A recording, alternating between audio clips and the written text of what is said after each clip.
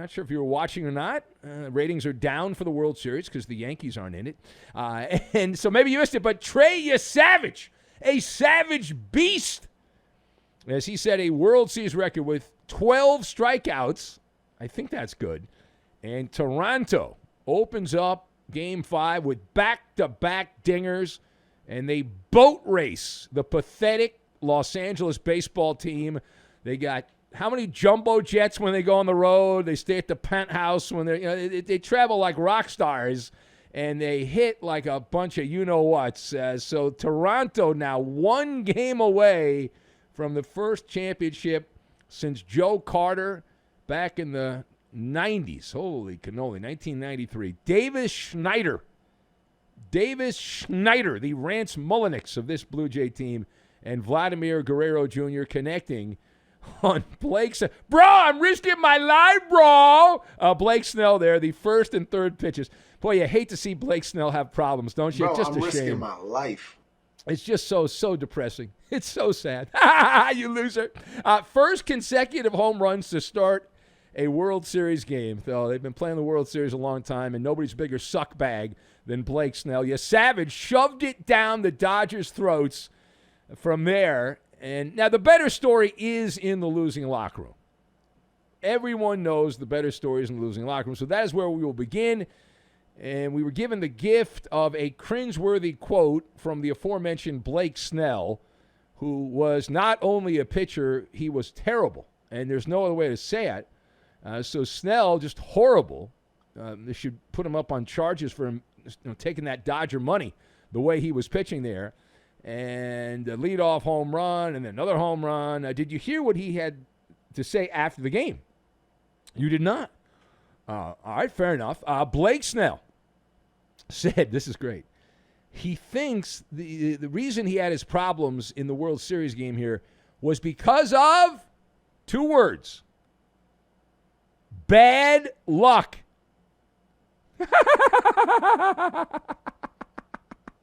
What a loser.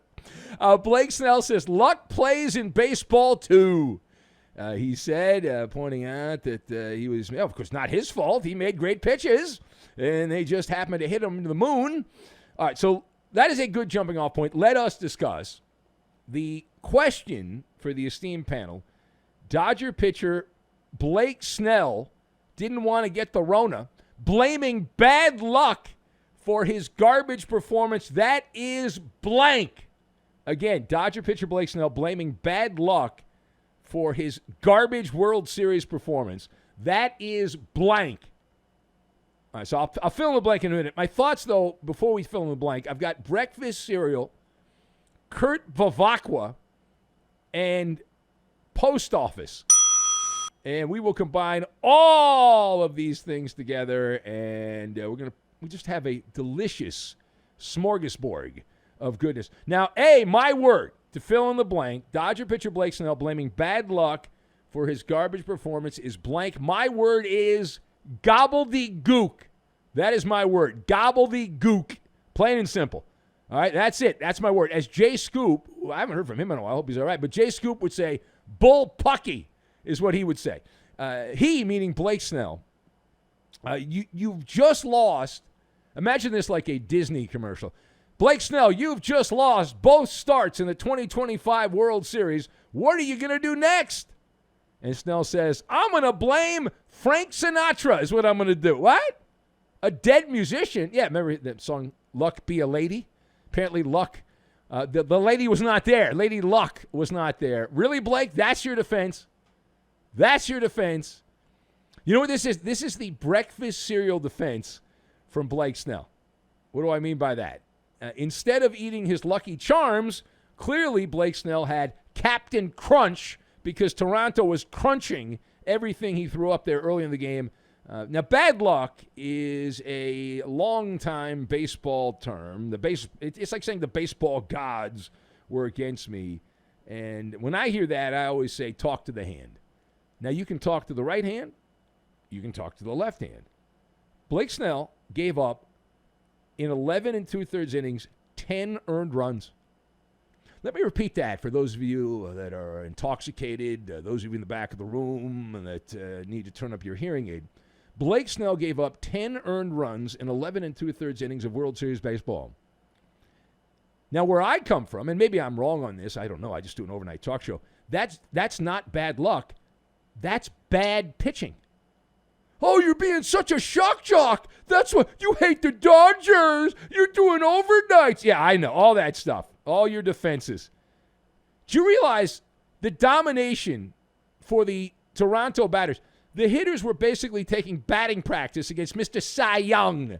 Mr. Cy Young. In fact, I was actually worried. This is how pathetic Blake Snell is. I was worried about these guys getting carpal tunnel from smashing the pitches so often that he threw up there. They needed ice. They needed some kind of wrist therapy afterward. This was not one bad outing, by the way. Patternicity, my friend. Snell was awful in his first World Series start this year, both times out. And you can't blame that on the voodoo boogaloo or whatever, or Lady Luck or anything. And to think the Dodgers handed this stiff $182 million, they said, we need you to be our October GOAT.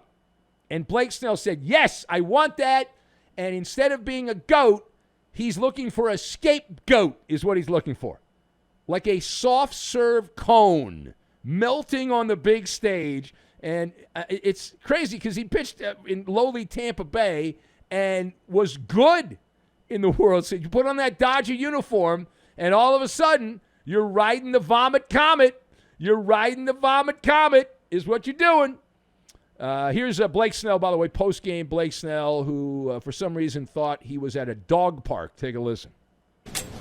I mean, yeah, it's frustrating when you lose, but we got 2 games left, and we go back to Toronto and see what kind of team we got. That's the most important thing. See what kind of dogs are in this clubhouse and what we can do. Yeah, I'll tell you what kind of dogs you have. Dogs with fleas. You need a flea bath. These guys need a flea bath. Arf, arf, arf. They're dogs with fleas. They are. There they are. You can hear them. That's a Dodger clubhouse. We got a microphone in the Dodger clubhouse. They're a bunch of dogs covered in fleas.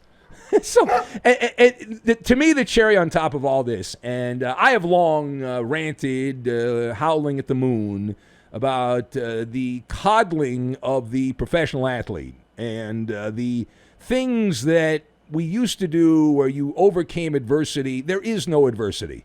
These guys, like I said, the Dodgers travel like they're the royal family. They do. Just absolutely great. And they treated Blake Snell like a toddler. They coddled Blake Snell like a newborn baby, actually, not even a toddler. Oh, Blake, he's very delicate. We're going to manage his innings. Blake, you want to take 3 months off? You want to do that? We'll save your arm because we just need you for the World Series. Okay, I'll take 3 months off. Yes, pay me. I'll take 3 months off. Sure. How's that ROI, that return on investment? Let's see here. Blake Snell, World Series ERA. He will not pitch again. I'd be shocked if he does. 8.04 ERA in the 2025 World Series. Dodgers lost both games. Toronto batted .311 against Blake Snell. Paid him $182 million to go out there and defecate on the mound. Tremendous. All right, now we get to everyone else is bashing the offense. I want to, hey, listen, that's low-hanging fruit. We have a pass with Blake Snell going back to the pandemic. But I ain't playing unless I get mine, bro. Well, I guess you're not winning unless you got yours. But you got yours and you're still not winning. Now, as for the offense, we've been told that this roster is filled with Hall of Famers, that they are loaded. One of the greatest baseball teams ever assembled by man. A collection of MVPs and all-stars and batting champions. And we've witnessed them come apart at the seams. Now, the face of this baseball catastrophe is Mookie Betts, who's playing like Dookie, if you know what I mean. Not good. Not good at all. The former most valuable player is batting a .130. It's like having, back when they used to have pitchers hit, other than Ohtani, it's like that, having a pitcher in the lineup. .130 in the World Series. He was demoted in the lineup. He was dropped down in the lineup as Dave Roberts and the nerds finally decided, I think we should maybe do something. But the analytics say don't do anything. Okay, we'll do something. But they say don't do anything. So the nerds shook up the lineup. They benched Andy Paez. And Mookie Betts demoted down a spot in the lineup, and he went 0 for 4. So it turns out Mookie sucks, whether he's batting second or third in the Dodger lineup. Not good. Do we have this Mookie postgame? I don't know if we do or not. We do. Okay, apparently we do. All right, so here's Mookie Betts. This is the viral soundbite postgame. Mookie was asked about his new level of suckage in the World Series. Here's what he had to say. I can't put any. I don't want to speak on anybody else, but for me personally, I've just been terrible. I've been terrible, and there's no. I wish it was from lack of effort. I really do, but it's not. So I don't have any. Oh, it was cut off. Good editing. He said, "I don't have any answers," is what he said. Who edited that, by the way? I mean, just leave the word answers in there. It's not that hard. All right, question. What is your opinion of Mookie Betts taking responsibility with his "I've just been terrible" quote for his lousy play in the 2025 World Series for the Dodgers? So my reaction is, thank you very much, Mookie. The sky is blue, right? To the you and I, the sky is blue. No kidding, Mookie. I mean, we've got TVs, we've got radios, we've been watching, we've been listening. You're batting $130. You don't get credit for self-awareness when the numbers are tattooed on the Jumbotron.